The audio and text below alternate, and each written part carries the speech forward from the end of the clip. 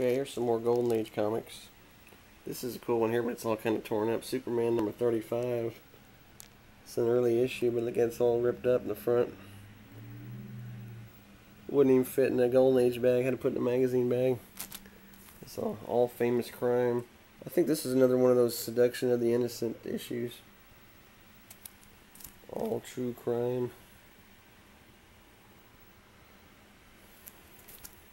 Archie.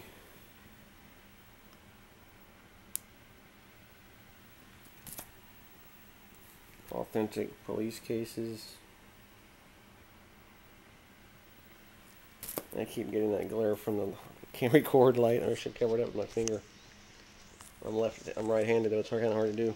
Black Hawk, because it's on the left side. This is early issue number 12. Boy Detective. This one was kind of dirty looking, as in dirt on the cover.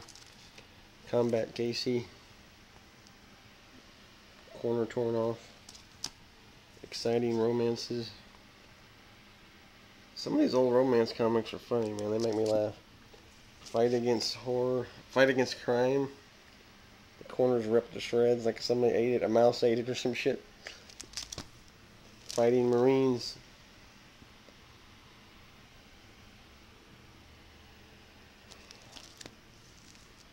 That one I didn't put a backing board on. Fighting Navy. Frontline Combat, classic EC title. It was kind of in bad, torn up shape.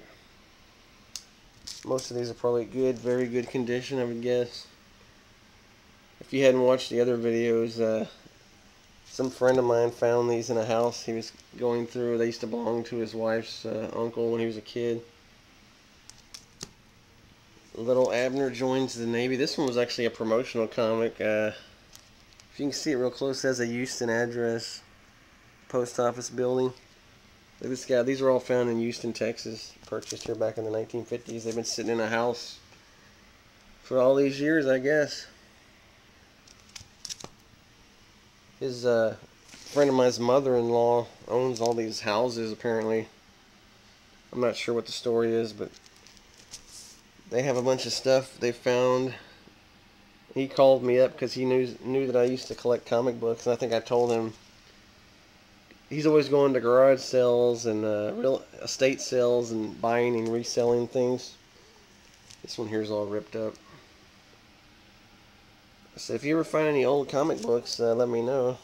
So he called me. I was kind of shocked when he showed me all these. I didn't know there'd be that many of them. It's pretty cool though. I was hoping there would have been an Action #1. Because they had an article on the news the other day. Some family, they found a copy of Action Comics #1 in the basement or something. It's expected to sell for $250,000. Shocking mystery. Another shocking mystery.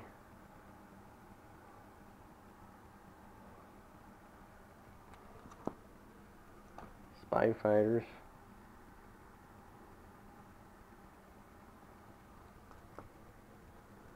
Susie.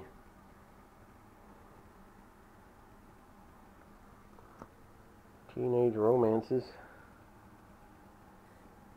Headlight cover.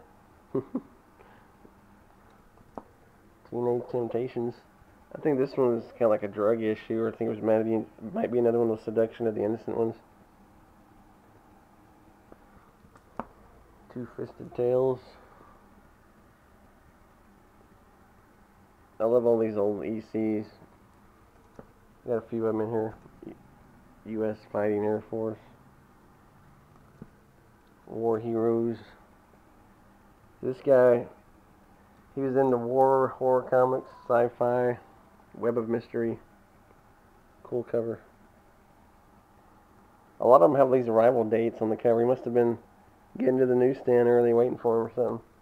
This one here is an EC, but it's kind of all ripped to shreds, the cover. Good restoration candidate, I guess. But then nobody wants to buy it.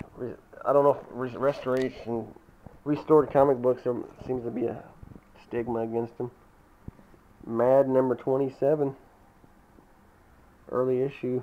I think the magazine, the first issue was 25, if I'm not mistaken, or whatever it was. This is one of the early 1956. It's cracked magazine. This is one of the early issues. I think it's number 8 or something. They didn't print the numbers on the outside of these. I don't feel like opening it up. And he had these weird men's adventure magazines. These are kind of funny. Bridget Bardot, the best undressed woman in France.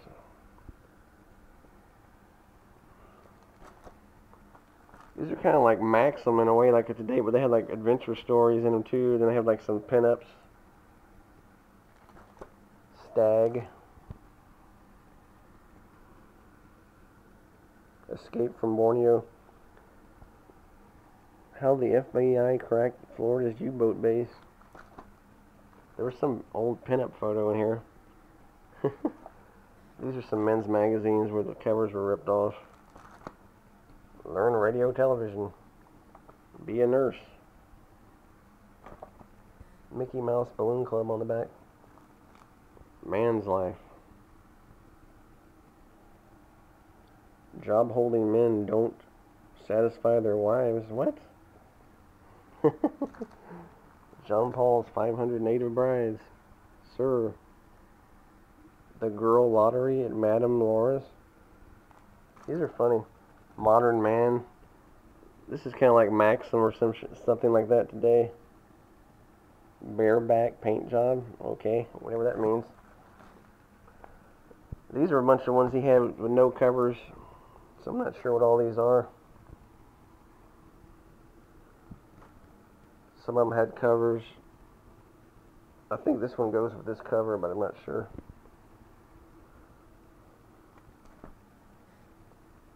I'm supposed to take some of these by a comic book dealer today and have him look at them in Houston, Texas. He claims he can pay, on some of these, he's willing to pay 2 or 3 times guide. Probably that Our Army at War #1.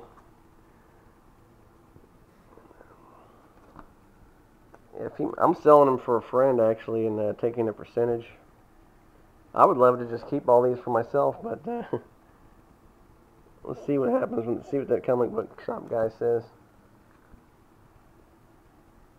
It's kind of curious to see what they'll offer, because on all the ads they always claim, "Oh, we pay all this money. We pay the top." And you go in there, they don't want to give you anything for them. We'll see. I'm not going to give them away. I know what they're worth. These ones you're looking at here probably aren't worth much because they're all ripped up and coverless, but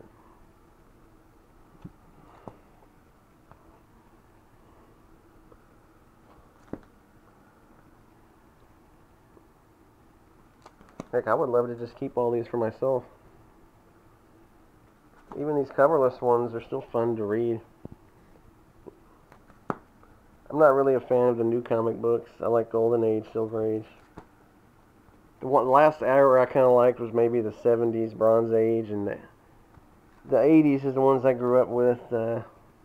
All the newer comics, they're way. I don't see very much collectability. It's like artificial collectability where they have to make special edition of only 100 copies, like they give out to dealers. Those are the only ones that are worth money, but I don't know. I don't find those very desirable to collect.